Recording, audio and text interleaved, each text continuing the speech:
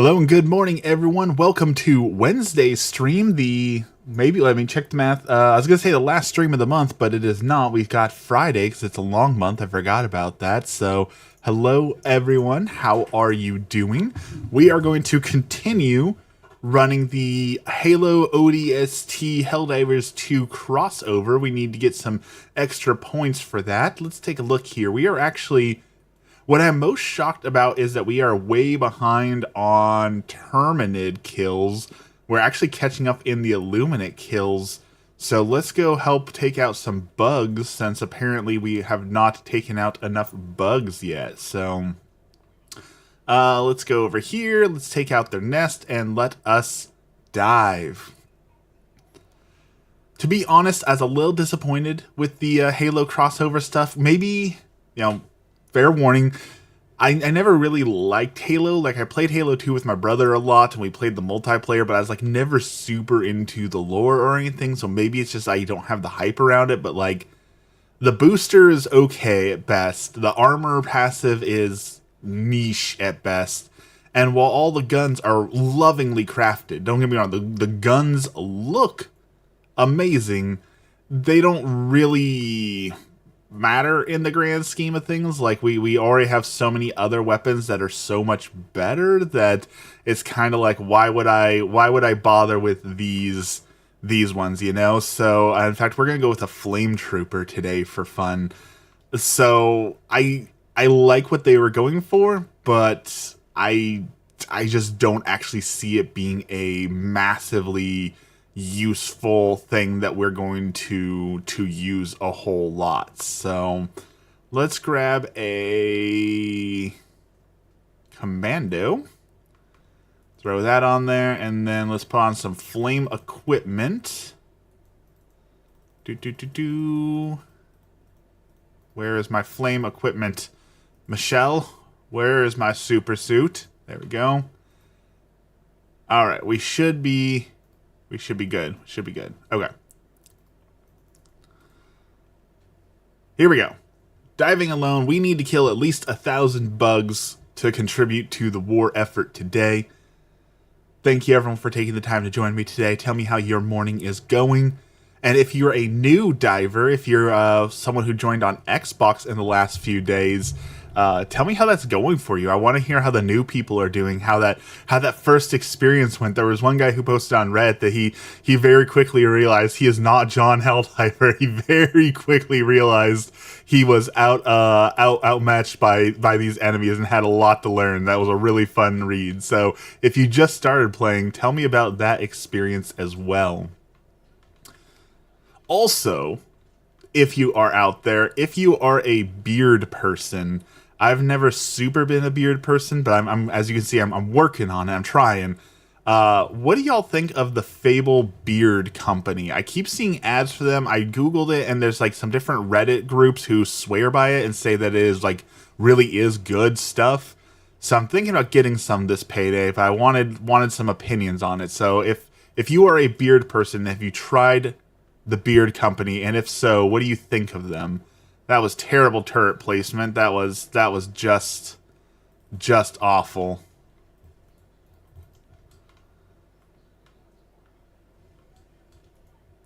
All right, let's put that in there, and let's start mowing down some enemies. That's one hole closed. That's two holes closed. I think, yeah, those guys are getting overrun, but that's okay. We're gonna ignore that.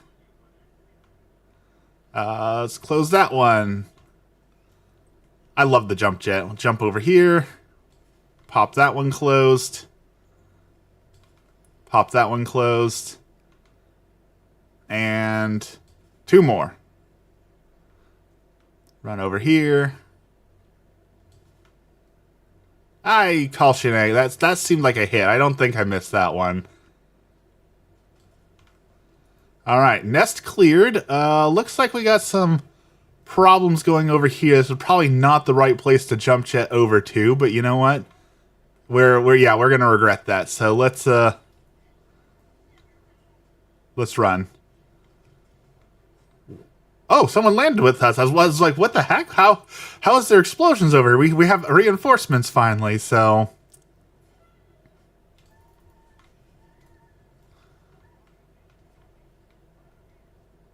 Let's burn everything. Burninating. If you're old, you probably play or watch like the Flash things with Trogdor Burninating. That was like a huge meme back before. I'd say back when memes were good, but I don't necessarily know that that's true. But back before people called memes, back in the old days when we still had like rage faces, if you remember that, there used to be Trogdor and Burninating and Strong Bad and all those things. Okay, let's go get our commander to take down that Bile Titan, and then let's get some more stems. We are low on stems. Let's see if we can manage to not get squished by the Bile Titan over here.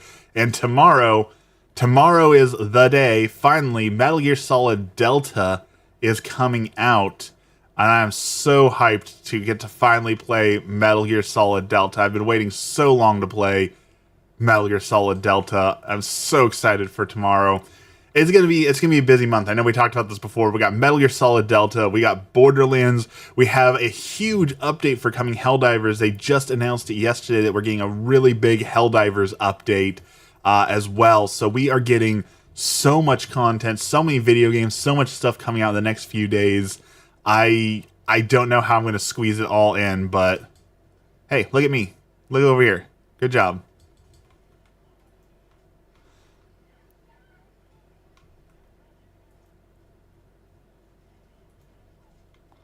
Okay, we got his attention. He's bleeding, so hopefully he should be down and out in a second. There we go. Okay. But yeah, I'm really hoped. If you didn't watch it, it's called Into the Unjust. It is a new patch that they are launching for Helldivers. We're going to go underground. They're adding a flaming AR, a disposable napalm launcher, a portable nuke launcher, a giant oil rig, a spear launcher. It all sounds so good. They're adding dragons. I cannot wait to fight some dragons. That sounds super cool. So I'm very hyped to fight some dragons. I'm trying to think of what else was. It was like a 2-minute deep dive, and there was so much in there. I'm pretty sure we're gonna have to fight Hive Lords. They were in the teaser stuff, and they mentioned, like, if you hear the ground rumbling too much, don't worry, it's probably nothing. So I think we're finally going to get some boss battles. I don't know if it's going to be its own mission or if they're just going to, like, invade while you're trying to beat a match, which that's kind of what I want. I kind of want them to just, like, invade the match and be a huge, like, game-changing nuisance. Like, oh, a Hive Lord is spawning. What are we going to do? I think that would be really fun to have something that, like, really shakes up the matches. But we'll see what they actually come out with. But I'm very, very hyped for the Hive Lords to finally come out. That's been teased for a little while. The portable nuke has been teased for a little while. Very excited to see what they actually do with that one. The flaming AR, usually whenever a weapon comes out, my first immediate thought is always, well, is it going to be better than the crossbow or the Eruptor? Because if it's not better than those two, then what's the point, right? Like there's no point in unequipping those two weapons because they're just so good. So having a weapon that actually matches one of those and being able to use it, I think that would be really cool. And the flaming AR sounds like it has a chance at least of being that useful. So very excited to see if that one turns out to be as good as we are thinking / hoping. I also love the idea of the underground map that the Eagles and the Super Destroyer will not assist you because you're underground. They can't reach you. So you have to strategically plan what stratagems you're bringing, which is really cool. But also, like, your resupply pods can't reach you. So you have to be very careful about what you are doing at what you are bringing and how much you're using ammo, because you could run out of the ammo very fast. Wow, blah blah. If the Squidward dance I like and sub. Well, I can't do that for two reasons. One, I don't know what the Squidward dance is, and two, I'm not that desperate for a sub. I'd appreciate a like and sub, if you like the content and want to hang out, but I don't need a sub that bad that I'm going to dance for it. So, plus I don't know it. I haven't watched SpongeBob in so many years. Thank you, I appreciate that.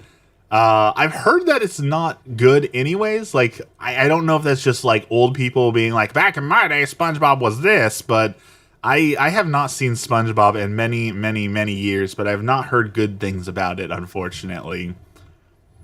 Which truly is an unfortunate thing. Like, SpongeBob was the king of Nickelodeon for a while there. Although I will always say, Priya, hello, how's it going? I think Invader Zim. Well, actually, I was going to say Invader Zim was probably the best thing Nickelodeon ever did, but take that back. Avatar: The Last Airbender is by far the best cartoon ever made. So, New SpongeBob is a good show to watch when tripping. Oh, wow, these people are serious about getting out here. I thought we were going to clear the map. No, they want out. Okay, well, let's get to extraction, I guess. Avatar: The Last Airbender is just an incredible experience from start to finish. Though I will say, I've seen it so many times now, I do tend to skip the first few episodes because they're just not as good as the rest, but they're still pretty good. What game is this? This is Helldivers 2, specifically the Halo crossover just came out, so you'll probably see a lot of Halo stuff from my allies here. So it's Helldivers 2 with a Halo ODST crossover.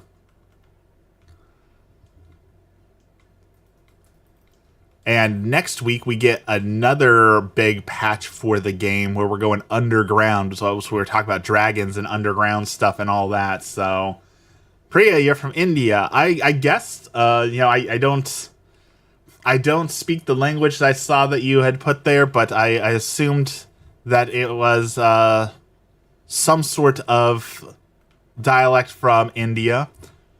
I actually get quite a lot of people from India in here because of the time that I stream, which is really cool to see people from all over the world coming in. So it's always cool to meet people from all over the world.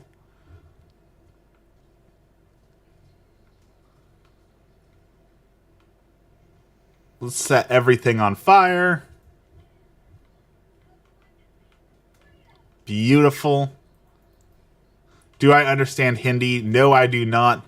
Not in the least. Like, I speak a little bit of Spanish, and if a language shares like the same romantic root as Spanish, sometimes I can kind of sort of figure out what's being said. So like Italian, for example, has that same like romantic root, but Hindi does not share any root with that. So I have no idea. I couldn't even do like a basic hello in Hindi. Like, I do not know a single word of it. My breakfast sandwich is bland. Here's the thing, Dex. Even a bad breakfast sandwich is still pretty good, because breakfast sandwiches are delicious.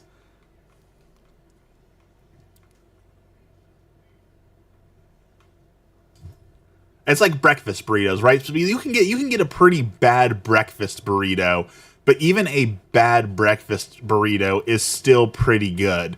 And the great thing about a breakfast burrito is, even if the breakfast burrito is not good, even if you don't like the taste of said breakfast burrito, you can always just pour salsa and hot sauce on it, and then boom, you've got a delicious burrito, because salsa and hot sauce can fix basically anything. So if it's bland, just put some hot sauce on there. Cover it in Tapatio or Valentino's. It's so easy. I have never heard anyone describe any language as easy to learn. They're all real tough, especially if you're a dumb American like me. I want to see God of War. Is there a movie for God of War, or do you mean you want to see God of War gameplay? Because, like, I like God of War, the God of War reboots, the Norse saga or whatever. It's pretty good, But honestly, like, the gameplay isn't good enough for me to justify going back and playing again. Like, if I want to experience the God of War story, which is a good story, you're better off just going to like YouTube and typing in God of War movie and then just clipping all the cutscenes together. I think it's probably a better experience than playing the game. You're a citizen of America because your father's a doctor here? That's really awesome.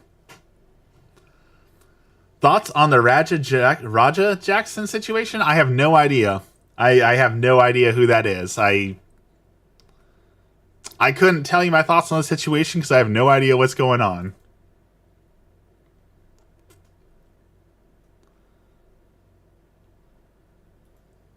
All right, mission complete. Let's go evacuate some citizens. I've come across your content before. You're super positive and cool. Thank you so much, It's Stuck. That is exactly what I go for, is a positive, fun, chill way to start your day. Granted, more people kind of join from places where it's nighttime, so I guess my mission goal of making your day start out well isn't exactly being met, since I don't stream in the morning for most people. But overall, that is still my goal, is to create a fun, good way to start your day. Let's grab a commando again, and we're not going flame diving, so let's change into the butcher. Beautiful. Perfect. Ready up. Rampage isn't really helping either, but he's not a beacon of morality. He's a psycho, but both were kind of at fault. Your father's from Kansas City? I've been to Kansas City, actually. It's one of the few places I've actually been to Kansas City.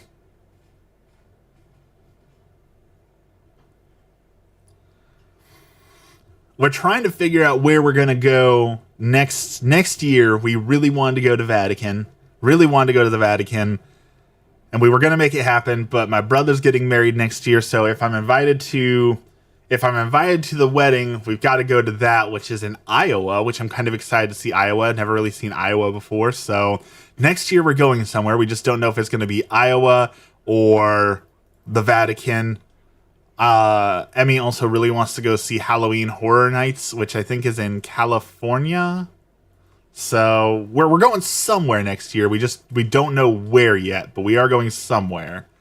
Ooh, that's a lot of flyer nests.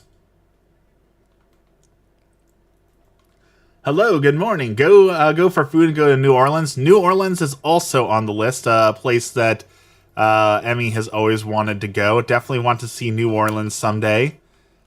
Basically everywhere, right? I want to see Japan, I want to see Scotland, I want to see Ireland, I want to see it all.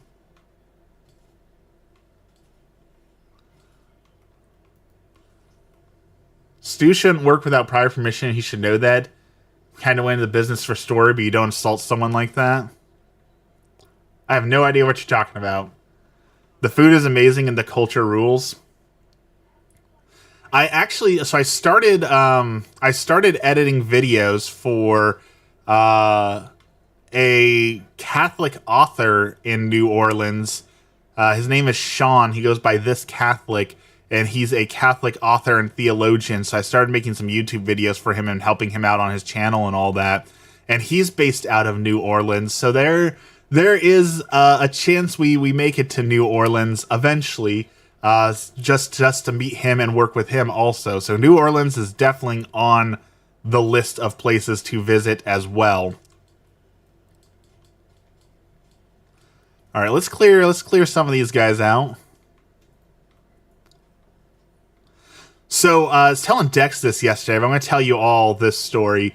I started putting together a group for Helldivers. We're going to play Helldivers Dungeons and Dragons, which I thought was really cool. So I've been working on finding a place to play Helldivers Dungeons and Dragons, and my local game store just built a brand new facility for playing Dungeons and Dragons, and it's got like a 55-inch touchscreen TV for putting like battle maps down. It looks really, really cool.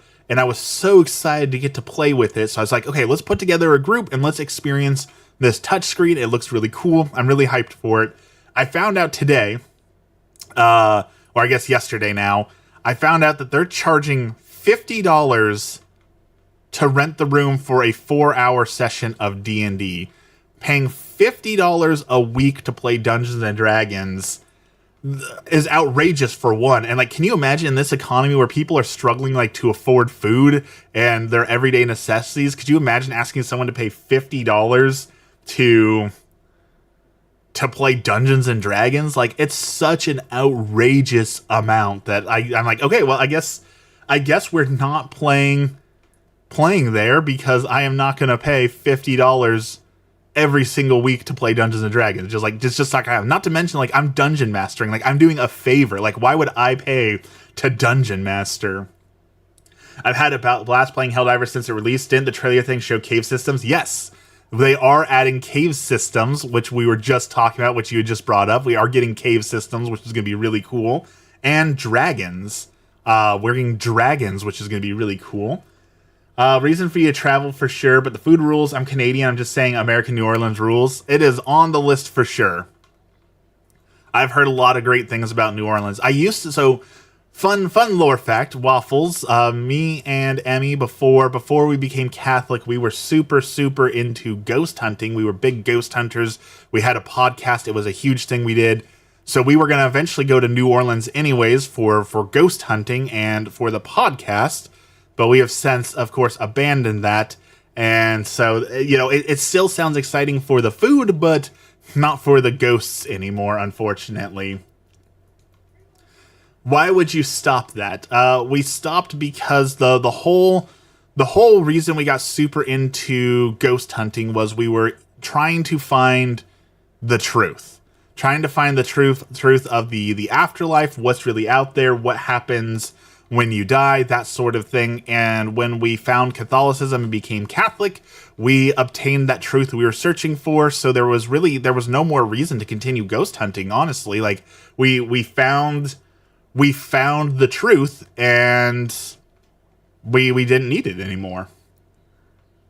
Phasmophobia is a lot of fun. Catholicism doesn't have to kill that side of it. Well, it sort of does, because we were deep into, like, we were using the Ouija boards, and we were using the tarot cards and divining rods. Like, we were trying everything we could to try and see what we could learn.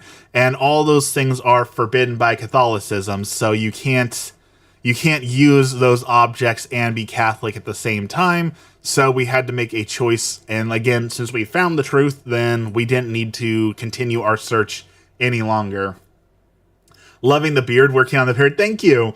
I just sent out a notice. So if you're a beard person and you have a beard, I've been looking at Fable Beard Company.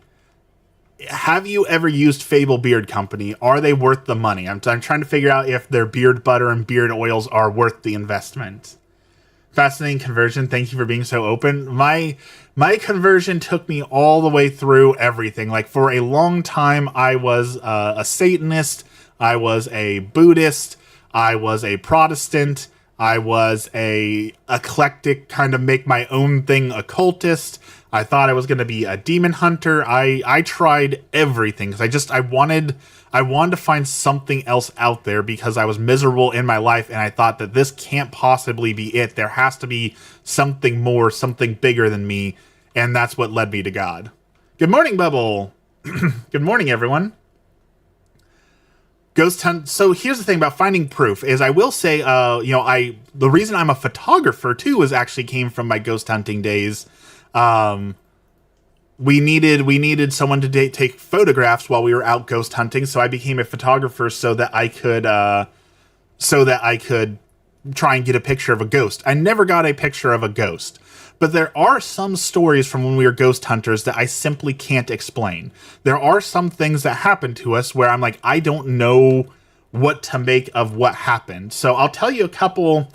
I'll tell you a couple stories of things that were unexplainable. Was it demons? I don't know. Was it some sort of like pareidoia, like we were just playing tricks on our mind because we were too into it? I don't know. But I'll tell you a couple of the stories of things that we simply can't explain that happened to us.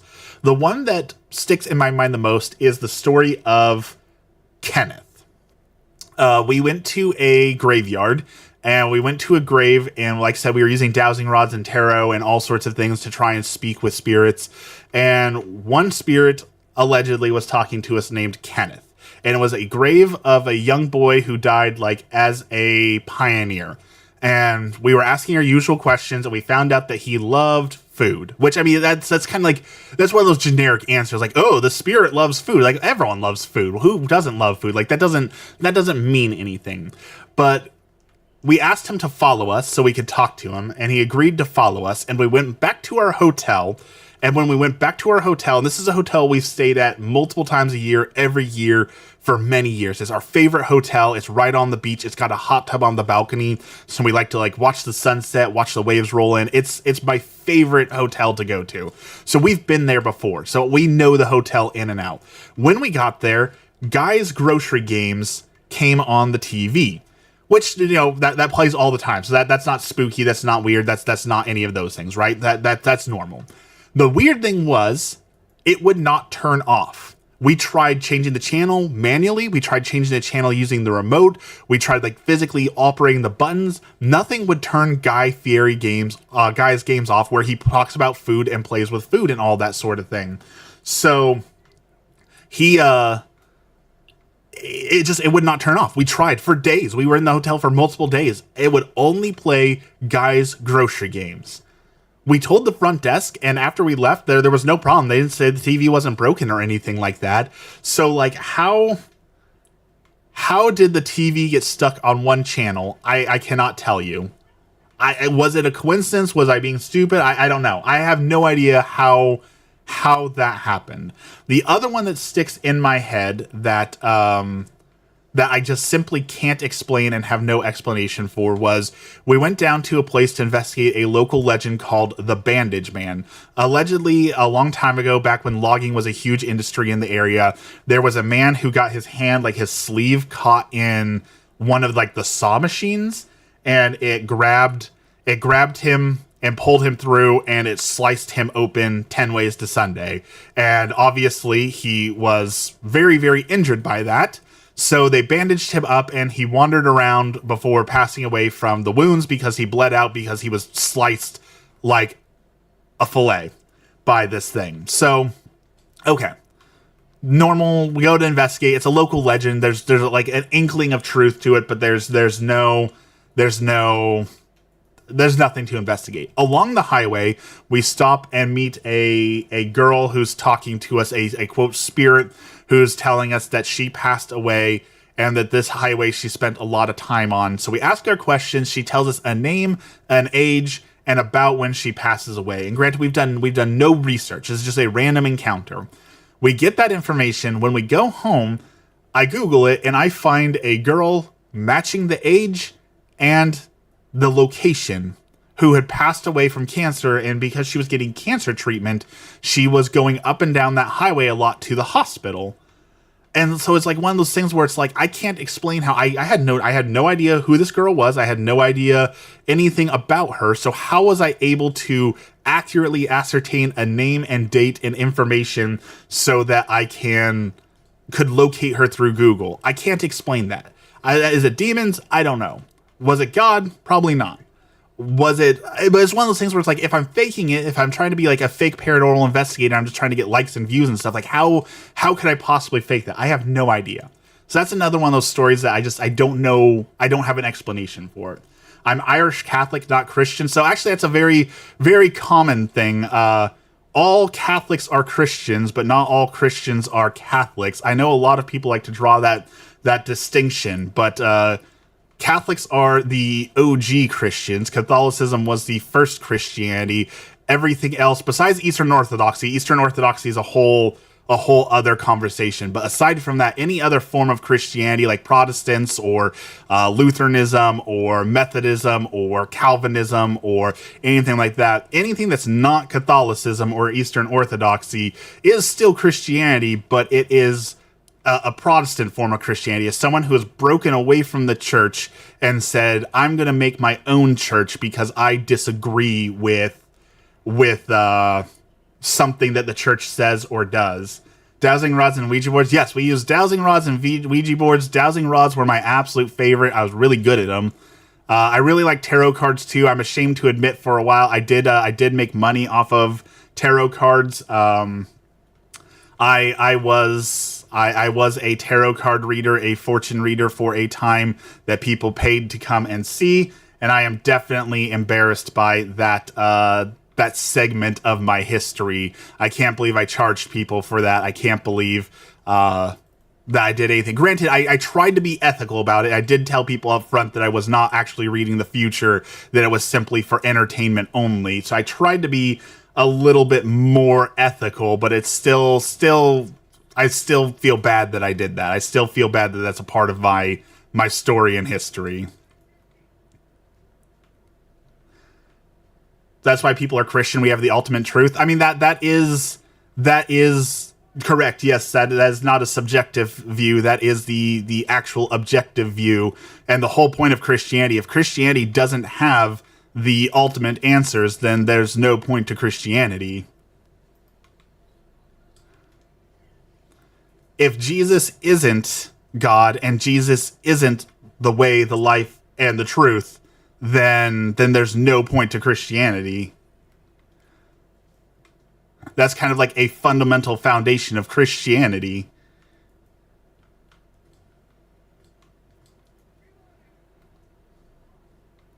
Enza, welcome in. I'm sorry I lost you, but that's as a Catholic, I am obligated to say that. I cannot say anything else. Stormy River, thank you for the flowers. Thank you. Good morning. We got flowers.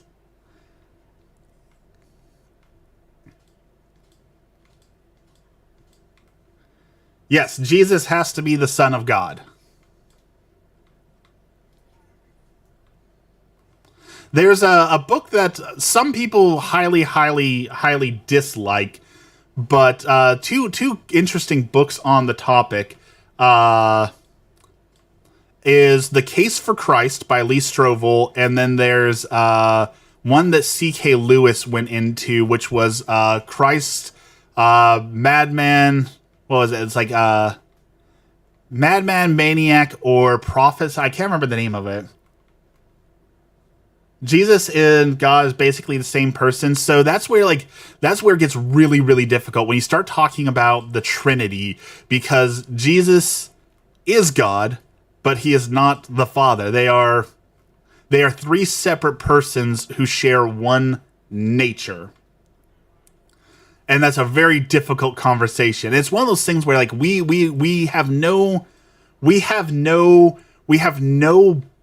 understanding of it because it doesn't exist anywhere else in our world. So like a way that humans try and understand things, a way that humans try and understand our world is by relating it to experiences that we have, right? So trying to relate it to something in nature that we see, or experiences that we've had, or things like that. And there is nothing else that exists that is like the Trinity. So it's so hard to fully grasp and understand and explain because there is simply nothing else in existence that is like the Trinity. So it's really hard to fully like grasp and understand. And that's why it's literally called a mystery in Catholicism, because it's a mystery that you are supposed to sit on and think about and ponder and try and understand, but you are ultimately supposed to understand and accept that it's one of those things you will truly never fully understand and articulate, because it is, that was an embarrassing death.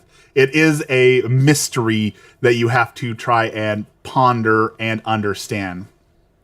I've always been confused by the fact that some people say Christ is the Son of God and some people say Christ is God. Both are absolutely true. And that's where, like I said, it's going to be a very, very hard thing to fully understand and grasp. Scrolling through random YouTube lives, thanks for being a random gaming one I can understand. thanks for hanging out with us today. I love when people are randomly scrolling by and they get a little dose of whatever it is we're talking about. Sometimes on a good day, we're talking about God and Christianity. Other days we're talking about how much I hate Elden Ring or how much I hate Legend of Zelda. So, you caught me on a good day, because usually people get sucked in by the bad opinions, and they're it's one of those things like a train wreck where they can't look away. They're like, this guy has such horrible, awful opinions, but I can't look away because I want to see what happens next. What stupid thing is this guy going to say next? And that's usually how I get people. That's how I suck them in, is with my absolutely awful, no good, terrible opinions. But Mel, good morning, Mel. Good morning. Like yesterday, we were talking about how I think The Legend of Zelda is a bad puzzle game, and that usually gets people riled up. And here's the thing: it's not clickbait. I don't say things just for attention. I say them because I believe them. Read my statement, Waffles. I'm trying to get Bubble's attention. Bubble, Dexter wants to know: did you see the mega matchup of the millennium? I did. I have no idea what you're talking about there. I saw Snoop Dogg is in the news again, apparently. Apparently Snoop Dogg said something that people say is homophobic, and they're trying to cancel Snoop Dogg, which is an absolutely wild thing. Snoop Dogg's been in the news a lot, not always for good things, but I never thought I would see a day where people are actively trying to cancel Snoop Dogg. Never thought I would have saw that, but here we are. People are unhappy with Snoop Dogg. Or Snoop Lion, or whichever one it is. That guy, there are going to be books written about Snoop Dogg. Without a doubt, there are going to be lots of books written about Snoop Dogg, about his change from, gangsta rapper to celebrity who hangs out with Martha Stewart to Trump supporter. Without a doubt, that is a wild change in life, to go from that to that to that. So I have no doubt that Snoop Dogg is going to be the subject of no small amount of controversy and books. A Jesus Christ fighting game with guns would be cool. I wonder if that would offend people. There's one group that's trying to make a Jesus game. It is called I Am Jesus Christ, and you play as Jesus in the desert, and you have to fight Satan with your Kamehameha beams. So there's at least one person out there who wants a video game based on being Jesus. I played the demo of it. You can get the demo of it on Steam, and I can't say that it was very good, but if you want that sort of thing, that there is at least one example of video games where you play as Jesus. So it is out there. It wasn't very good, but it's out there. There's also an interesting game. I know Mel probably is aware of this, one that we're going to play someday. There is a game being made right now called Wholesome Monster Girl Academy, and it is a visual novel with monster girls set in a Catholic school that is about Catholicism, but also monster girls. And it seems like such a strange mashup of genre. Typically those two things don't go hand in hand. So that is going to be a very interesting game when that one comes out, to have those things about those things. Fox News has platformed him like he's the scion of morality. Here's the thing, I would say I didn't like Lightyear. It has nothing to do with why Snoop Dogg didn't like. I just don't think Lightyear was a very good movie. So I think there's much more other and valid reasons to say why you don't want to see Lightyear, because I don't remember it being a very good movie. I heard you can be a practicing Catholic in Kingdom Come Deliverance 2. I've heard that. I tried playing it. Kingdom Come Deliverance is just not the game for me. I just don't enjoy the game. I rented it from GameFly, and I couldn't get very far into it. I don't know if it's too realistic or what, but I can't super get into it. I want to, because a lot of people talk about it, but I cannot get into that game for whatever reason. I've just never been able to get into Kingdom Come Deliverance. I want to, but I can't. I've only heard about that game because of KMax. Yeah, I know KMax has been talking about Catholic Game Reviews, which is a cool site that I'm affiliated with. Check them out.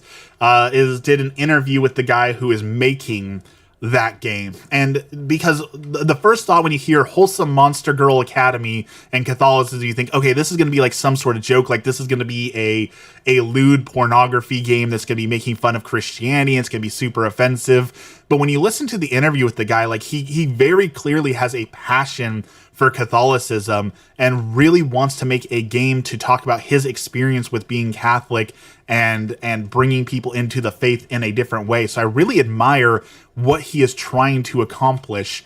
I don't know how well it's going to go over once the game comes out, but I'm just very excited when it comes out. That's a day one play for me, because what he's trying to do is make the monsters are supposed to represent the people who feel like they're on the outside of Catholicism, who don't belong in Catholicism.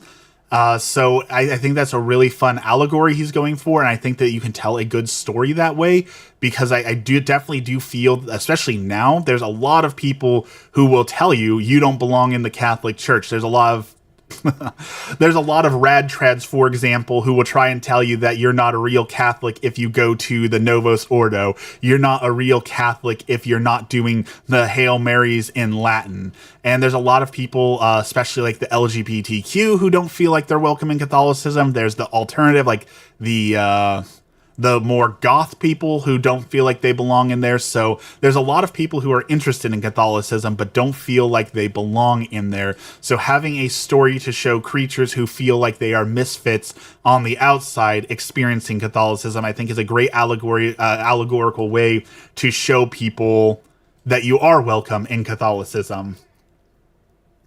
It's an interesting concept, and I definitely think it will reach people. And it's the same thing, like that's why I started streaming. My whole point for starting streaming was I want to help people convert and see Catholicism, but I want to reach a group who maybe has not heard Catholicism talked about in a certain way, that I didn't want to just be another preaching stream where I came up here and told you how great Catholicism was and how much better we are than you or anything like that. I just wanted to reach the average person through having good, fun conversation and sprinkle in some Catholicism and theology through video games and through everything else we do. So there is a lot of different ways to spread the gospel, and I think that we need more ways to reach people in new and different ways. So I'm all for video games that try and reach people in different ways. I'm all for streams that try and reach people in different ways. There's a lot of different ways to work with God. Now he just preaches to me.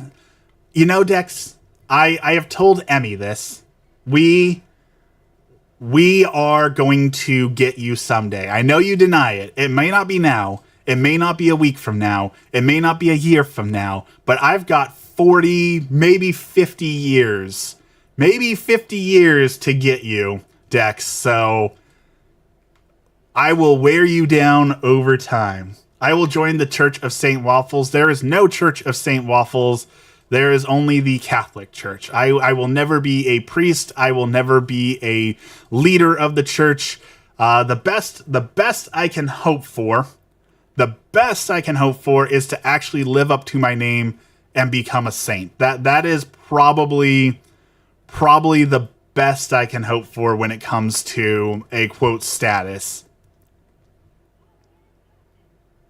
That's about it. I don't believe you're evil, Dex.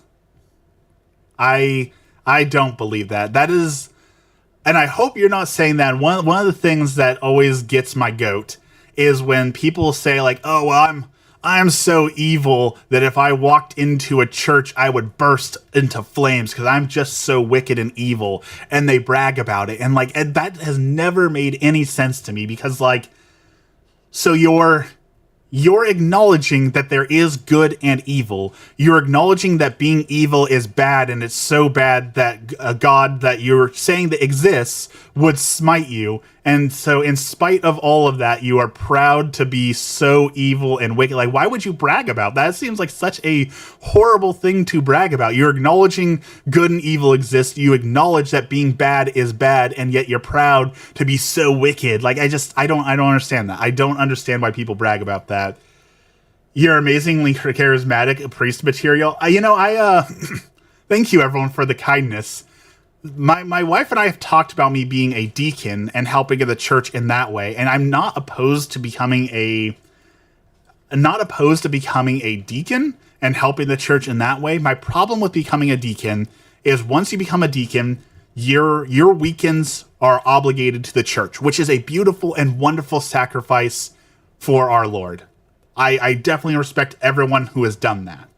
However, I have I have a wife, a family, hopefully kids here soon. So not being able to do anything on the weekends because I am married to the church feels like it would be a disservice to my family. So as much as I might be interested in becoming a deacon someday and serving the church in that capacity, I cannot do that to my family. Can I hear your thoughts on the Witcher series, show or game? I've watched about 3 episodes of the show. I need to watch the show. I have played The Witcher 3. I was actually just talking to my cousin that I need to play the DLC. I never played the Witcher 3 DLC, the Blood and Wine downloadable content. I've heard that it makes it a much, much better game when you play the Blood and Wine content. So I really want to go back through and play the Blood and Wine stuff. But I like The Witcher. I like the story. I like the idea. I especially love the edgy quote where they ask him why do you carry 2 swords, and someone answers, oh well, one is for men and one is for monsters, and he says no, both are for monsters. I absolutely love that quote. That goes hard, as the kids say. No cap, skibbity skibbity, for real, for real.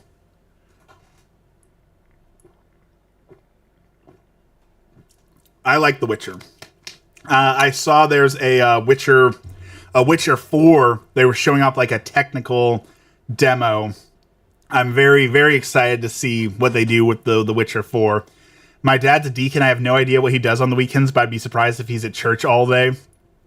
Well, if you're a deacon in the Catholic Church, typically you'll attend at least 3 masses. You'll go to like the Saturday night vigil and then like the 2 or 3 masses on Sunday. So most deacons try and serve in that capacity where they're going to all the masses. I'm sure there's a way not to go to every single mass, but as we've talked about, I would not be opposed to like getting a master's degree in theology and like teaching. I wouldn't mind like running the OCIA class or like a adult intro to the faith class. Like I certainly wouldn't mind having my theology degree and serving the church in that manner. Just the commitment for deacon is not currently right for me. Yeah, exactly. When you try, as Mel's saying, I wouldn't be accepted as a deacon. The very first thing when you approach the church to become a deacon, the very first thing they will do is they will go to your wife and ask your wife, do you fully 100% support this and commit to your husband becoming a deacon and thus spending his weekends with the church and being called away from you and spending his time with the church? And if the wife is anything less than 100% on board and sure, then you're denied the deaconship. Like they immediately say, your wife is not on board with this, so you are not deacon material. So they are very, very serious about that because it is a commitment. It is like when you join the Catholic Church, and this is one of those things that's maybe a more rad trad view that I have. When you join Catholicism, it's a year-long process. It used to be a 3 to 5 year long process, and I actually believe we should go back to the days where you should have to wait 3 to 5 years to become Catholic, because it is a lifelong commitment. And if you can't stick with it for the 1 to 2 to 3, 5 years to become, then you shouldn't become Catholic, because it is a lifelong commitment. What does a deacon actually do? I don't know all the responsibilities of the deacon. The main primary responsibility of the deacon is to help serve the priest in doing the mass. His job is to help with the mass, to help prepare the mass, to help do the mass. Outside of that, he usually works in a capacity like helping with the church, whether it be paperwork or teaching classes, or for many deacons, Their job is to learn how the priest does his job so that they themselves can become priests in the future.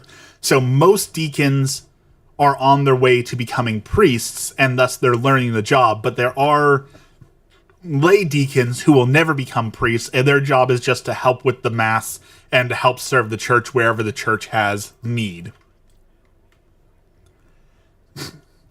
They want to make sure they're not causing division in the home. Yeah, that is definitely a big concern for them, and I'm very glad. I'm very glad that they take it seriously. And I would hate to think, but humans are flawed, right? Through my fault. We're all flawed. We're all sinners. We all have our problems. But I couldn't imagine a man who would be willing to abandon his wife and kids and family to go become a deacon. Like, I can't imagine a more selfish thing than saying, like, well, I know my wife doesn't want me to do this and my kids need me, but I really want to do, like, I couldn't imagine doing or saying that. Why are you floating in a camera? Are you a magician? No, I just want to make sure that my face is small enough because I have a big head. I want to make sure my face is small enough that you can see the background that I've commissioned. So I shrink myself down. I just thought a deacon was a regular priest. No, a lot of them are trying to become priests. Like I said, a lot of deacons are on their way to priesthood, but not all of them. There's also always going to be the debate for, well, what about female deacons? What about female priests? What about female altar servers? There is a lot of there is a never-ending debate when it comes to allowing women into certain roles in the church, and how certain churches do allow that, and then it always makes the Catholic Church look like this old, out-of-touch church who doesn't allow that. But there is reasoning for all of those sorts of things. DJI, welcome in. What about the Pope tunnels? What specifically? What Pope tunnels?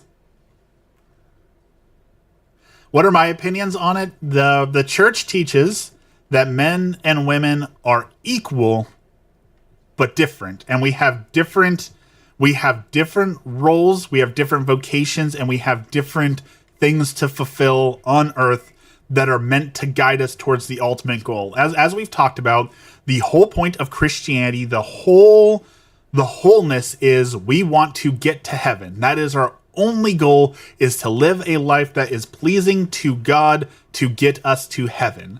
So what we do on this earth should be reflective of trying to get to heaven. So it's just one of those things that the church has shown us, and God has given us the way, that women becoming priests is not a way to help us and our fellow brothers and sisters in Christ get to heaven. That is just simply not their role, and not a way to help us all get to heaven. Could a woman preach the Bible as good as a priest? I have no doubt. There have been wonderful saints, wonderful doctors of the church who've preached the theology and helped to deepen our understanding of the faith. We're not saying you're incapable of doing the job because you're incompetent, stupid, or less than. It's simply God has deemed that is not a role that you are to fulfill. And I know that's hard to accept, especially in a society that tells us that, hey, you need to be able to do anything, but that's just the truth of it. Can an atheist go to heaven on the basis of good deeds? That is an interesting question. Let's talk about it. So there is a specific verse in the Bible that you will hear, that people talk about a lot, that says faith without works is dead. That you need to do good works to have faith. And I absolutely believe that. If you say that you are a Christian, but you do no works of mercy, you do not help people, you do no good work, you are not a Christian, 100%. However, you cannot earn your way into heaven. Heaven is a gift from God that is given to us by God for his reasoning alone. Doing good deeds by itself is not enough to get into heaven. Can an atheist get into heaven on good deeds alone? Potentially. Because God can do whatever God wants to do. So if God has deemed that someone wants, that this atheist has performed good deeds and is worthy of heaven, that is God's That is God's prerogative to give out. And if you've never truly, one of the things that we talk about is like a immunity. If you truly do not know Jesus, you truly never had an opportunity to accept God into your heart, but you lived a pleasing life to God, then you are not held accountable for that. So are there atheists in heaven? I guarantee it. I guess I can't guarantee it. I believe. I am hopeful that yes, that there are atheists who never got a chance to truly know God, but were good and moral people who tried their best to love their fellow man and live a life that is pleasing, that through God's infinite mercy made it. Marriage has always been between a man and a woman, and changing the definition undermines traditional family values. It's really hard to have that conversation because, the Catholic Church agrees with that, but there's so many people who use it as a dog whistle, who purposely say that to try and rally a certain kind of people, that it's become a phrase that is so loaded in our society for other fights and other meanings. And I don't like this becoming a political dog whistle. I don't like anything that becomes a political dog whistle, to be honest. What do you think about the war new bond, and what do you think about the Unjust update on the 2nd of September? The new war bond, the Halo ODST war bond, people are going to hate me for this. The Halo war bond was underwhelming. It was overpriced and underwhelming. You've got a couple guns that are lovingly crafted. Don't get me wrong. The guns themselves look cool, and they are very, very well put together, but they're not nearly as good as the Eruptor, as the Cookout, as the crossbow. There's no point in using any of those weapons. The armor looks cool, but again, the armor is not going to be used all that much. So all the stuff is cool looking, but it's not very practical or usable. So I simply don't. I think that you don't get the value out of it. However, the next war bond looks absolutely amazing. Absolutely amazing. That is going to be a must buy. And the Unjust update is going to be as good as the Escalation of Freedom update. I fundamentally think it will change the game for the better, and it will probably be one of the biggest and best updates we will ever see for this game. So what is your opinion then say on me? Since I'm a Norse pagan, I always do my best to help those who need help. I'm loyal to my friends and family. Since I'm pagan, does that just condemn me then? That is hard for me to say. One of the things that is most misunderstood in Christianity is the "thou shalt not judge."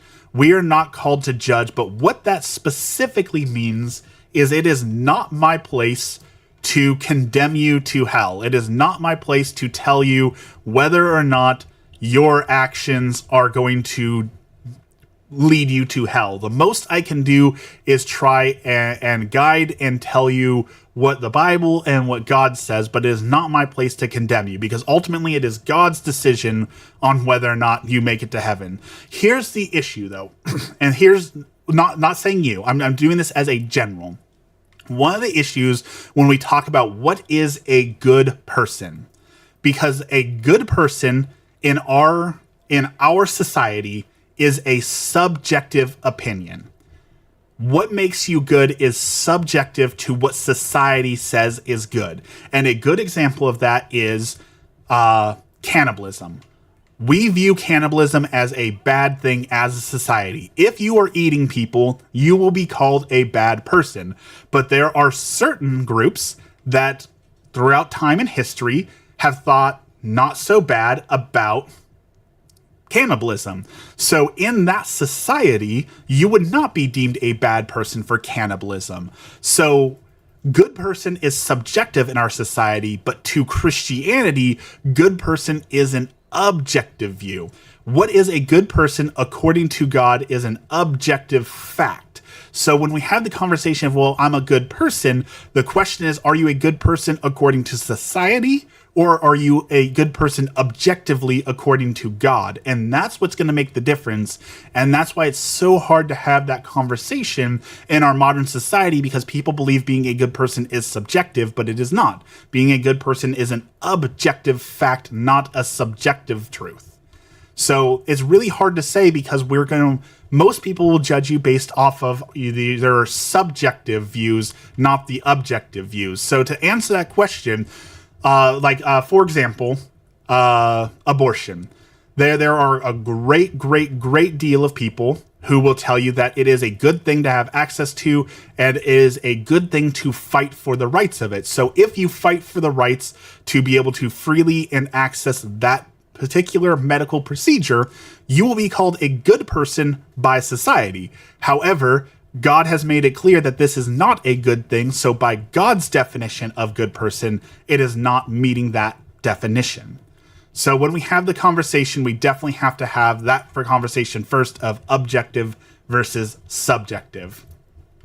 Dante's Inferno talks about going to hell to save his wife. It's important to remember that Dante's Inferno, while a masterpiece of art and a wonderful piece of writing I absolutely love, Dante's Inferno is essentially fan fiction. Dante's Inferno is not to be taken as fact. Dante's Inferno was one man who held a grudge against multiple people, including some popes, and wrote a book to put them in hell to condemn them because he did not personally like those people. Dante's Inferno is not an objective fact. It is one man's subjective thoughts on the politics of the time. Dante was the kind of person, again, love Dante's Inferno. If you haven't played the game, Dante's Inferno, the game, is amazing. And on Amazon for like $3, you can rent Dante's Inferno, the movie. Dante's Inferno, the movie, is an incredible experience. You should definitely watch it. But Dante was the kind of person who was like, what? You said something bad about me? Well, then I'm going to put you in hell in my book. So Dante's Inferno was the first fan fiction. That is the best way I've heard it described. The game is a lot of fun. Dante's Inferno on the Xbox 360 or PlayStation 3 is an absolutely incredible game. It's like God of War, but Dante's Inferno. But don't get your theology from the game, because the very first mission of Dante's Inferno is for you to go around and curb stomp the mutated babies who are allegedly on the gates of purgatory. I gotta say, I like the way you preach, because I know a lot of Christians just get crazy over it and say stuff like, oh, you're gonna burn in hell, but I like what you're saying about judging. I can only speak the truth, you know? And that's actually, the babies in purgatory is a really fascinating thing. Dante's Inferno is so old that is actually where the church was at the time. The idea was that babies who were not baptized could not get into heaven, and they would go to purgatory, where they wouldn't necessarily suffer, but they're not clean, so they can't go to heaven. And that was thousands of years ago when the church held that position. However, since then, our understanding of the faith has grown as our deposit of faith has grown, as we've had more understanding of God's love and mercy, and as we've studied it for thousands of years, the church's position has changed on that and said, wait a minute, if God is all loving and has all mercy, why couldn't God allow unbaptized babies who through no fault of their own weren't baptized into heaven? And so now Dante's Inferno looks outdated by you having to kick babies in purgatory, but that's one of those great examples, actually, of where our faith has grown and changed as we have come to understand God through the deposit of faith that is handed down and entrusted to the Catholic Church. So it's really fascinating to watch that change happen, but it's also absolutely ridiculous, because looking back on it now, you think, how barbaric, how could people ever think that a poor innocent baby would have to sit in purgatory and attack Dante? Like, it seems outrageous now, but it is really a wonderful example of how the faith can grow and change.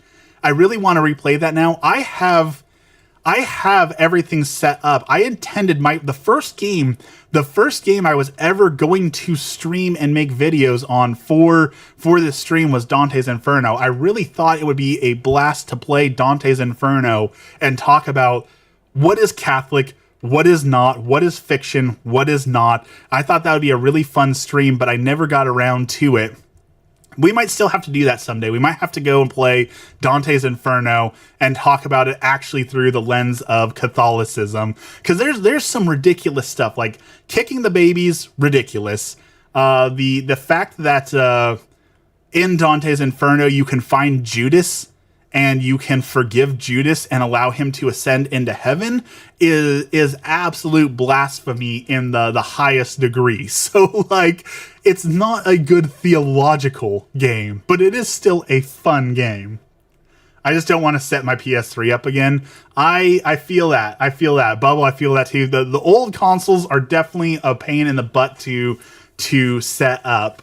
I know someone who got their knowledge of Hellenistic theology from God of War. People will take anything as a source of knowledge if they know nothing about it. I don't think you can play Dante's Inferno on PS5. I know you can play it on Xbox Series X. And I definitely agree, Abyss. There are people who will get their theology from anywhere but the Bible. An interesting thing I've heard about God of War. I don't know if this is actually true or not, but I love if it is true. I have heard that God of War originally was planned to end as now I can't remember, was it Kratos? So the original ending to God of War, allegedly, according to an interview with one of the creators, was that Kratos would kill all the Greek gods, and then he would find himself walking through a portal, and the portal would take him to Bethlehem, basically, the desert. And he would become one of the wise men who then bows before Jesus Christ and accepts him as the Lord. And that sounds like terrible fan fiction, but if that's true, I really wish that's how God of War ended, with Kratos killing all the Greek gods and then finding Jesus Christ forgiveness and becoming a wise man. I thought that would be an absolute brilliant ending to it. Another one is Legend of Zelda. Legend of Zelda was originally a much more Catholic game. In fact, if you play the Japanese version of The Legend of Zelda, you can get a Bible in the game. You can actually pick up a Bible in The Legend of Zelda, and there is original art of Link kneeling before a crucifix. Now, Nintendo changed all this, and it became fairies and all the stuff that it is now, but there is at least some truth to The Legend of Zelda was originally going to be a much more Catholic game. In the Old Testament, there are a few mass killings commanded by Moses and God, and also in the New Testament. What are your thoughts upon that? Do you think it's fair since it's God's decision? It has to be. It has to be. God is the creator and giver of all. God is the ultimate bastion of goodness and morality. So if God orders a death in any way, shape, or form, it must, by definition, be default correct, because God is good, God is just. Therefore, if God orders it, it must be a good and just thing. Have a good day. We'll see you next time, Anza. Thank you for hanging out today. Always a pleasure.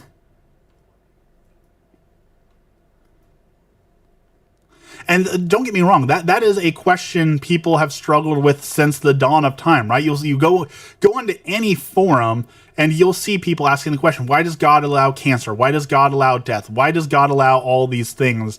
There's no easy, simple, fast, good answer to that.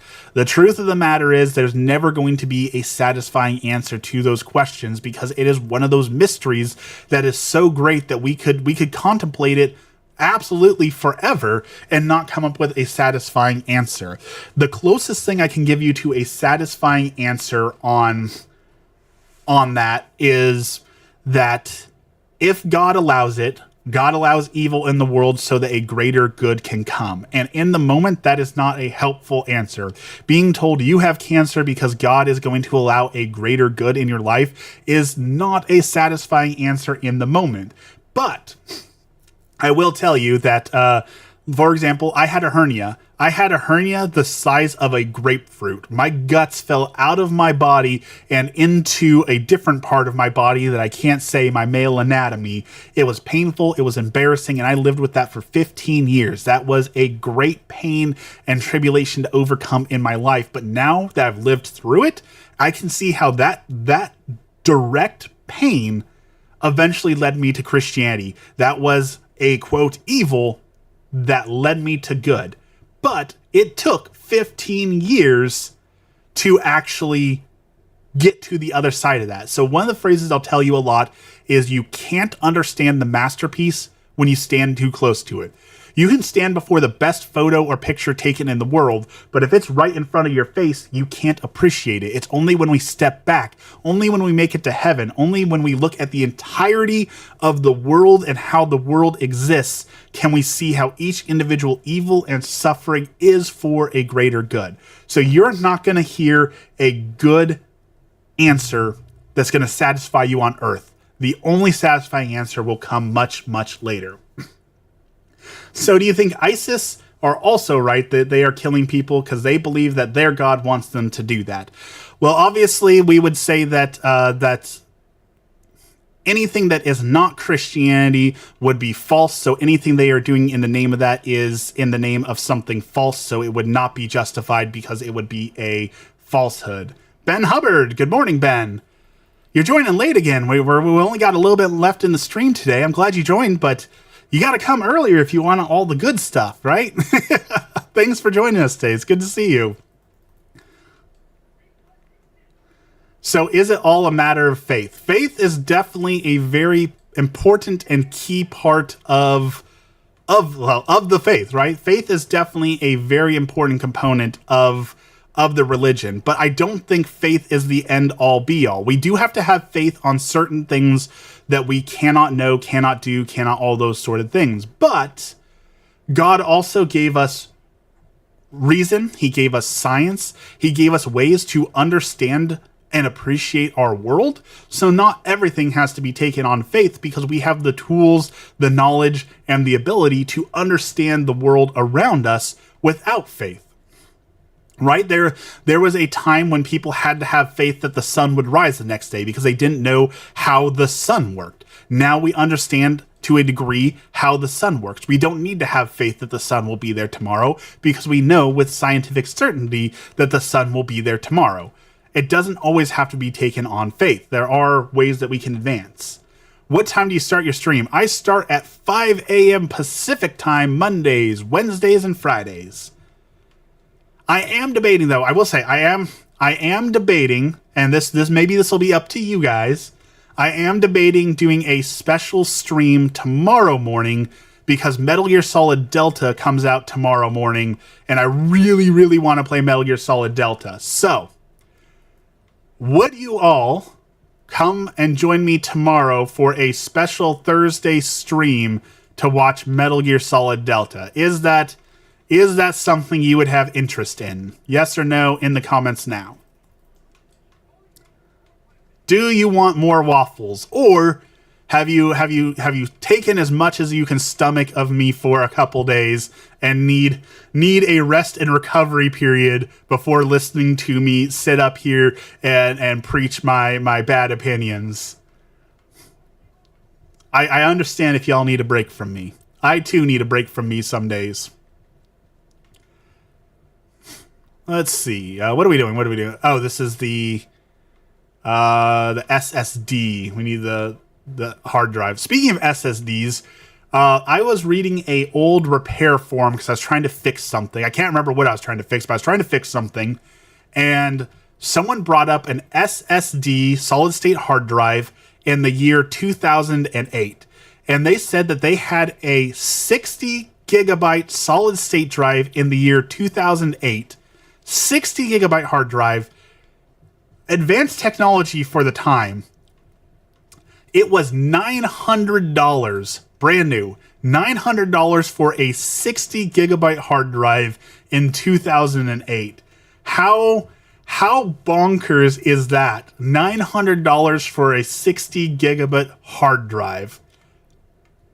I cannot imagine paying that much. And now you can buy a terabyte thumb drive for what, $30? Like, it's amazing how cheap technology has gotten that you hear those prices. It's so outrageous. Believe it or not, Star Citizen runs better than Delta on my $2,500 PC. Delta has crashed more times than I can count in 2 days after lowering it to medium graphics.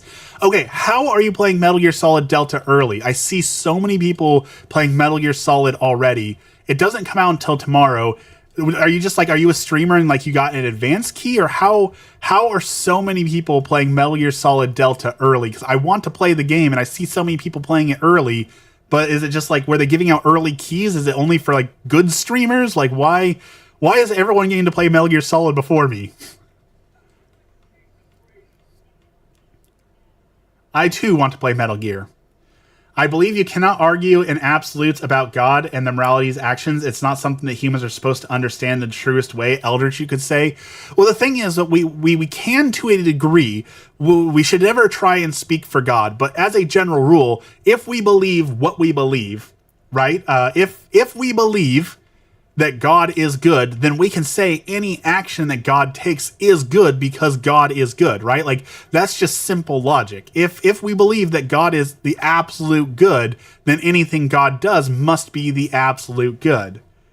Oh, it's the digital. I thought the digital deluxe was just the extra camouflage. I didn't realize that the digital deluxe was also early access. I would have paid for early access to play it. I didn't read it. That's a bummer. That's a bummer. I thought wrong. Darn it. Okay, well, we still get to play tomorrow, so some secrets are worth secrets. I agree with that. There are some mysteries we will never know the truth of. There are some things we'll never truly understand, and part of being human should be coming to accept that there are simply things that we will never truly understand. And I do think it is good for us to accept that there are just some things that we will truly never understand or comprehend. I think that is a good lesson for people to learn. And that's what drives people into the occult, right? That is, occult literally means hidden or secret. So people go into the occult because they're trying to learn and understand things that maybe they don't need to. I hope you have better luck running the game. Pro tip, save often. I hope it runs better than Monster Hunter Wild. I was so excited for Monster Hunter Wild, and I cannot run Monster Hunter Wild at all. And I know you just said you had a $2,500 PC. I swear I'm not trying to run up you. My PC is a $4,000 content creation beast. So if I can't run Monster Hunter Wild on a $4,000 gaming PC, what the heck is wrong with it? So hopefully Metal Gear Solid Delta will run better on my PC, but I know that is a pipe dream in today's atmosphere for gaming, is to actually get a functional product. That is a logic, yes, but it's not something I personally believe in, because true white or black is impossible. Everything is a spectrum of gray, and I believe that applies to deities personally. I feel like God acts on a scale of morality and justice that we can't measure on that spectrum. See, that is... Christianity fundamentally disagrees with that there is a black and white, there is objectivity, there is good, there is bad, and what is good will always be good, and what is bad will always be bad, unless God says otherwise, because God has the power to do whatever God pleases.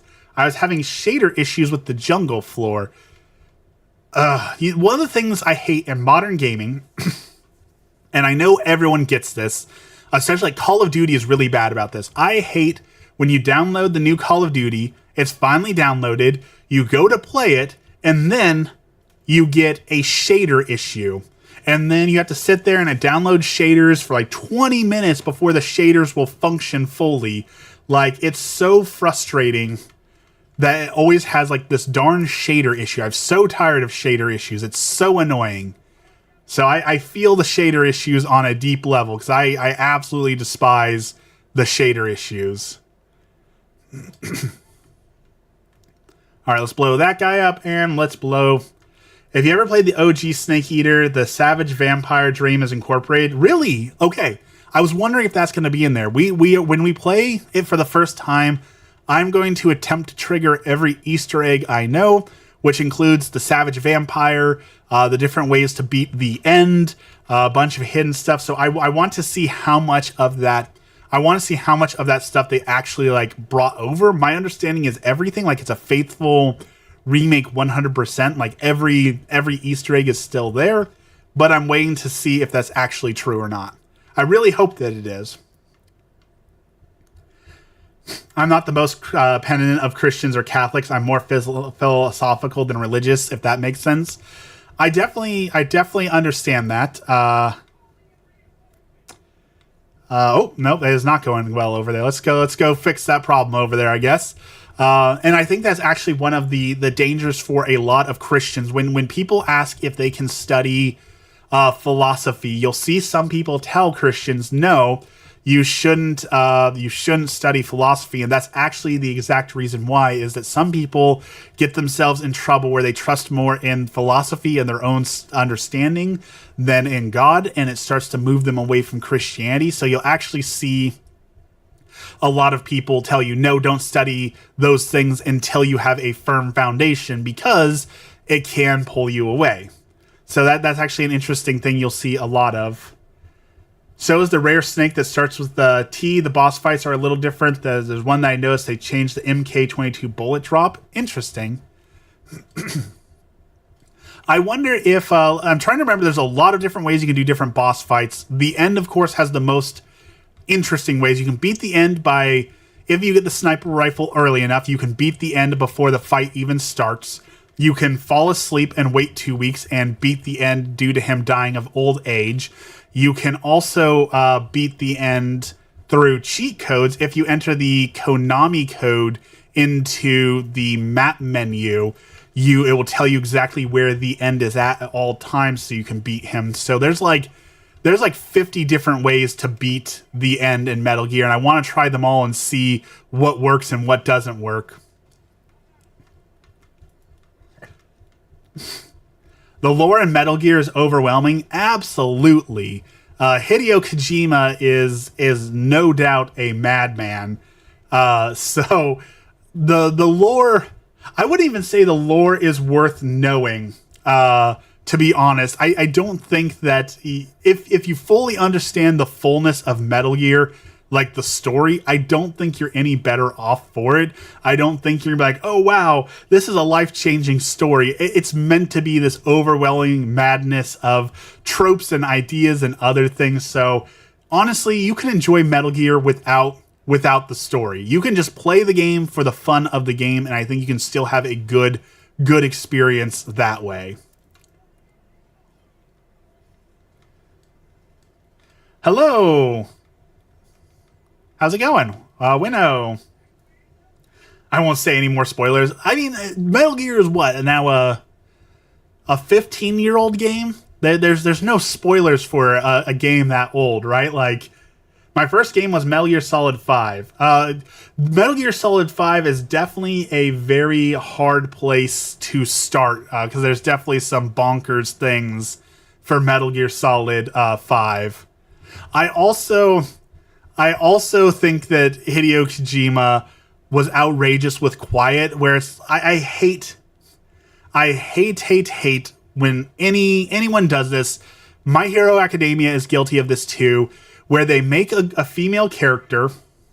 Take it easy, Abyss. They put a female character in the game, and then they give some lazy excuse for why that character needs to be naked. And for Hideo Kojima to be like, oh, well, she breathes through her skin, so she has to be in a thong, a bikini. Like, that's the only way for her to live. Okay, but you wrote her that way. Why couldn't you write her as she needs to breathe through her skin, so she wears short sleeves? Like, did you really need to make her that skimpy and revealing? No, you did that because you wanted to. Own up to it. It's the same thing like Invisible Girl. I have ranted about Invisible Girl from My Hero Academia so much, but we're going to rant about it again. That, oh, she has to be naked at all times so that her quirk will work. No, she doesn't. You literally have other characters who have special suits made out of their hair to activate their quirk because their hair is a part of their body. So she could just have a special suit made out of her hair like the other characters, but you refuse to give that to her because you want a naked teenage girl running around in your show. Like, own up to it. You're doing it on purpose, and it's gross. I absolutely despise that. I'm always a sniper in shooter games. She's a dead shot, but I do agree with the clothing part. So here's a fun way. If you didn't know, you can beat Quiet. If you sneak up on Quiet in Metal Gear Solid 5, if you sneak up on her, you can call in a tank. And if you drop a tank on her head, it is an instant win against her. There's some videos out there floating up if you don't want to go back and do the fight of people who sneak up on Quiet and drop a tank on her head. Pretty hilarious. I super enjoy that. So go watch that video. It's a fun video to beat Quiet. But yes, there is no reason why Quiet needs to be in a skimpy outfit. It is a cop-out at best. You know, like, what's that game? There's a game, I'm trying to remember its name. The one where you play as 2B, the robot game, Nier Automata. Like, it's very obvious that they made the Nier characters overly sexualized for very obvious reasons. But at least the creator of the game is outright saying that I made the characters to look this way because I enjoy characters that look this way. I wanted to sexualize them this way. Like, I guess it's a little bit better that he's being honest about it rather than trying to come up with some flimsy excuse on why the characters have to look the way they do. They did make Invisible Girl a suit from her hair like they said in the episode. Yeah, but they send more than just the first season. She spends basically all the way up until, like, she's an adult naked for no good reason. Same thing with Bayonetta. I've never actually played Bayonetta. Bayonetta is on the list of games that people always tell me I need to play, but I've never actually played Bayonetta. But I've heard it's a good game. But I've never actually experienced it. I should. As I've said, there are too many games and not enough time. I have so many games that I need to play, and I just simply don't have time to play them all, unfortunately. Alright, let's light that guy up. Oh, he's coming for me. Oh, he's mad. He's mad. Kaboom.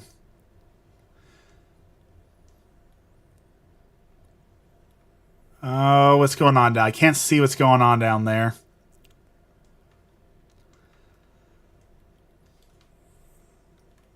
The list. It is a very large list, Dex. I promise. It is a very large list.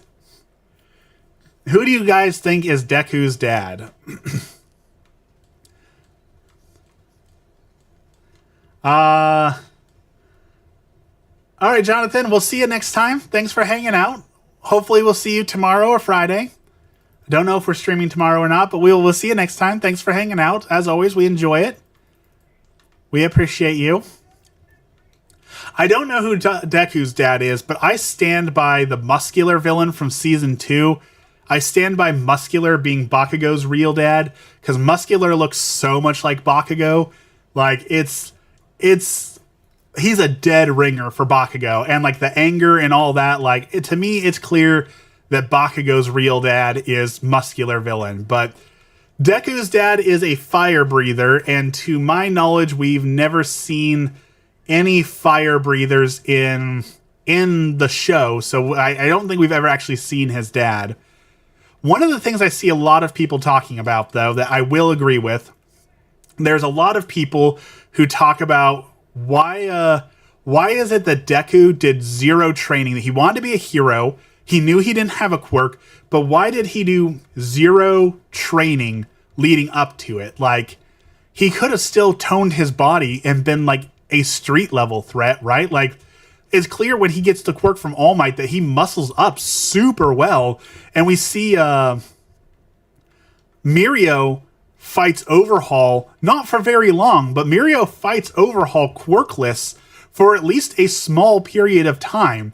So why didn't Deku spend any time training his body to be a hero? Even if he didn't have a quirk, he still could have worked out and been strong enough to be like a D-level threat, right? He still could have done something. It always seems weird to me that he's just like, oh, well, I don't have a quirk, so I'll never be I'll never be strong, so I'm just not going to even work out. Like, it's always seemed weird to me that he wasn't willing to at least try. I've been stuck on Warhammer 40k Rogue Trader. I own Rogue Trader. I purchased Rogue Trader, and I've never actually played it. It's just sitting there in my game library. Well, we're stuck, so at least we went out with a bang. Deku was in that limbo stage between depression and glow up. I stand by that him being told you cannot be a hero without a quirk was absolutely incorrect advice. Like, look at Manuel, the trainer for the hero who took care of Ingenium. Manuel's superpower was he could gently blow water out of his fingertips. Yet he was a hero. Right? Like, he's a hero. Why can't you be a hero without a quirk? Or Eraserhead, exactly. Eraserhead has a quirk, and it's a great quirk, but guess what? He beat 90% of the villains at the USJ incident in hand-to-hand combat, taking on 10 people at once. Like, you don't need a quirk to be a hero. That is just a factually incorrect statement. The only thing I will say that makes sense with that is when the Doctor in the first season explains that people with quirks just have a more streamlined body. It's clear that quirk users do naturally have a stronger body type. Like, they're more resistant to physical damage because, like, look at Uraraka.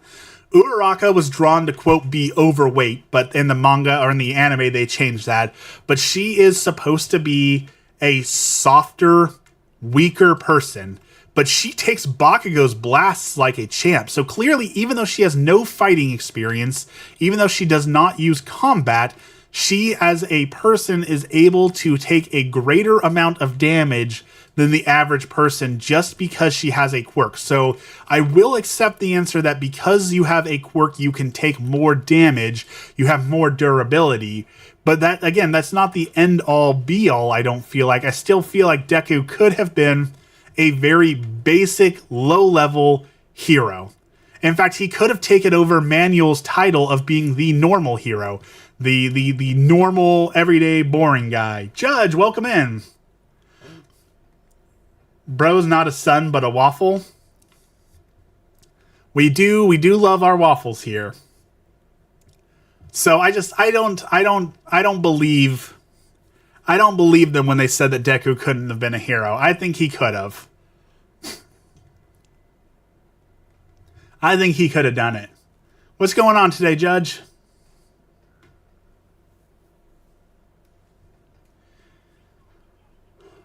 Five-minute warning. This is my last mission, and then I've got to go do chores. The coolest quirk in the show is the girl who can make things as long as she knows how they work. Basically, a mini nuke footballs if she wanted. I like her as well, Creaty. She is also a character who I feel like they gave an excuse to have a skimpy outfit for no good reason.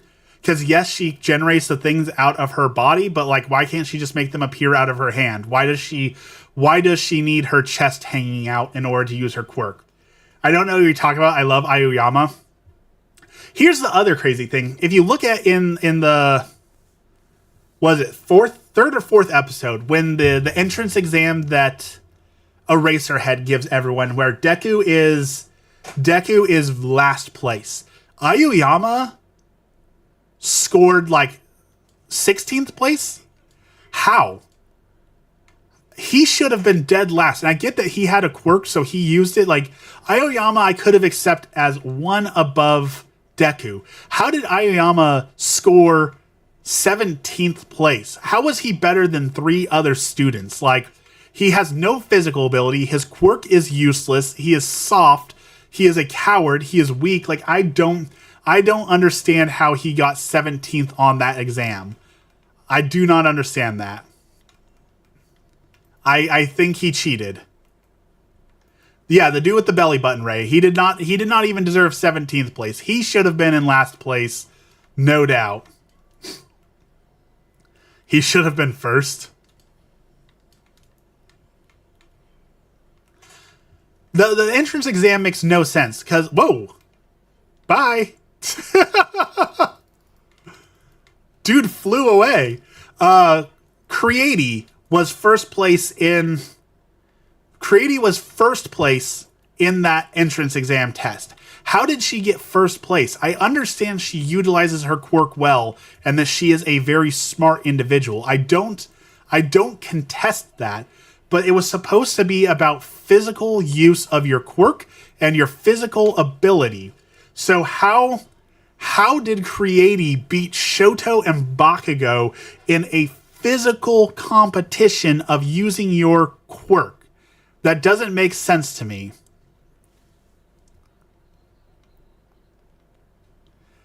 I don't think the creator put very much thought into the actual like rankings and how he put them on the rankings. I don't think that one was well thought out because Cready being in first doesn't make sense. Bakugo or Deku in last sort of makes sense, but Aoyama in 17th doesn't make sense.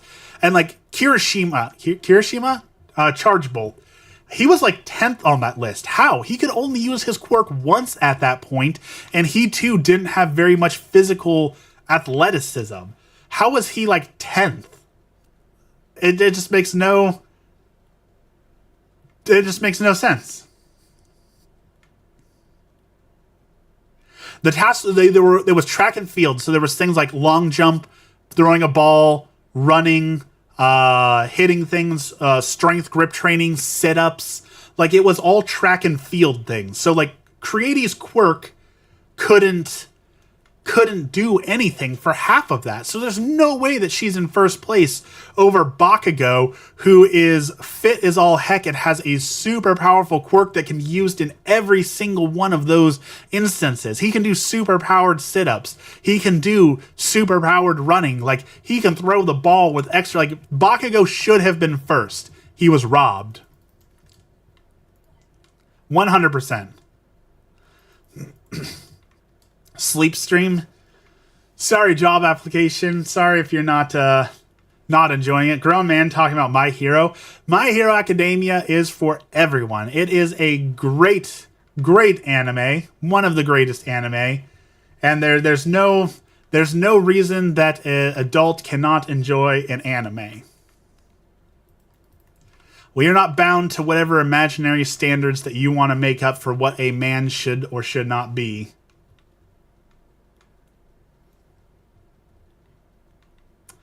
No, My Hero Academia, I could understand maybe not being the best anime ever, but when anime like Dragon Ball Z, Naruto, Bleach, One Piece, when those exist, My Hero Academia is not meh when those anime exist. The definition of meh is One Piece.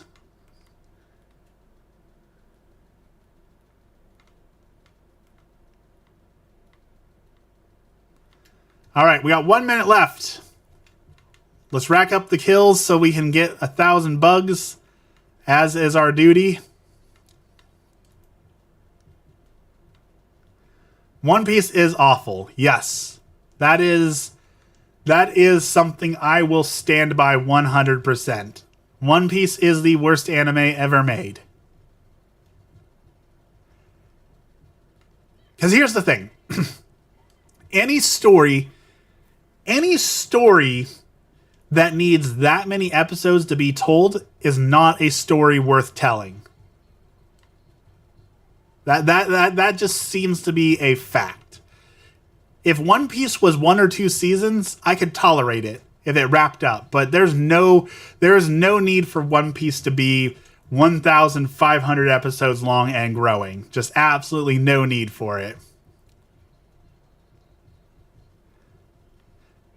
Dex. Hit him with the ban. You should watch it after they remake it, and if they remake it with no filler, better animation, different voice actors, I might give it a shot. Hi. Oh, let's see if we can get that. I'm going to butcher that name 5 Ways to Sunday. That is Raisen Udogen Inaba Kamashirasawa Kien Hutsui. Bubble beat you to it. Good job, Bubble.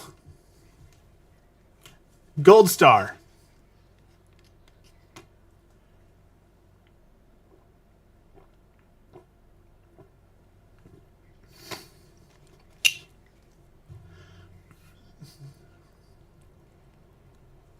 I would say you could have a sticker, and I actually have stickers. There are official Saint Waffle stickers. No one has ever wanted them, but you can have a sticker if you want one for being a good mod today. I don't know if it'll show up on camera. I got him over here. Oh, maybe I put him up. I don't have a sticker handy. They're going to make it a couple years with a newer style animation, no filler for newer audiences. I'll give it a try. If it's a newer animation, less filler, the thing for me is the voices. Luffy is so annoying. Luffy is by far the most annoying anime character I have ever heard. So I don't know if they can fix that. Luffy just annoys me. I think that's part of the problem.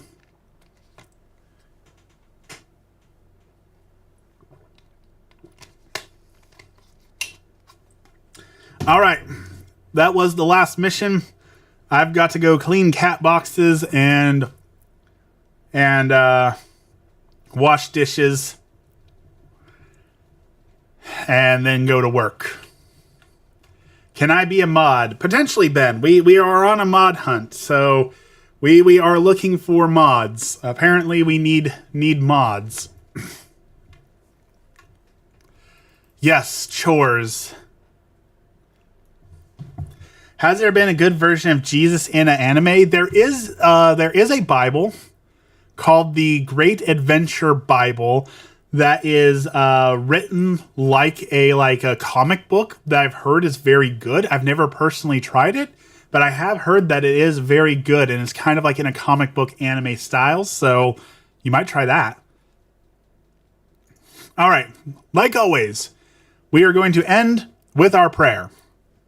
In the name of the Father, the Son, and the Holy Spirit. Our Father, who art in heaven, hallowed be thy name. Thy kingdom come, thy will be done on earth as it is in heaven.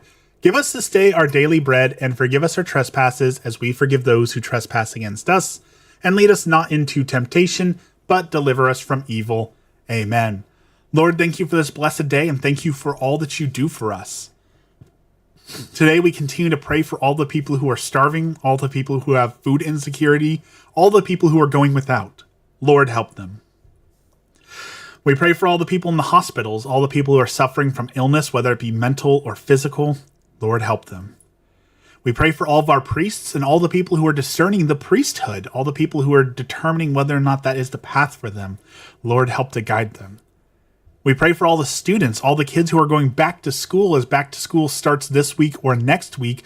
Lord, help to guide the kids through this, what I imagine is going to be a difficult time for them as they are adjusting to the school schedule. Lord, help them. And finally, we pray for all the souls in purgatory, all the souls who've been forgotten, all the souls who have no one left to pray for them. Lord, help them. All this we pray in the name of the Father, the Son, and the Holy Spirit. Amen.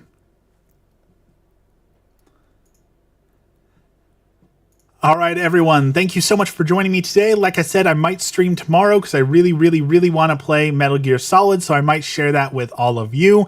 If not, I will see you on Friday. It will be a short stream because I have a doctor's appointment, so that will be popping up. But have a blessed day, everyone, and we will see you again soon.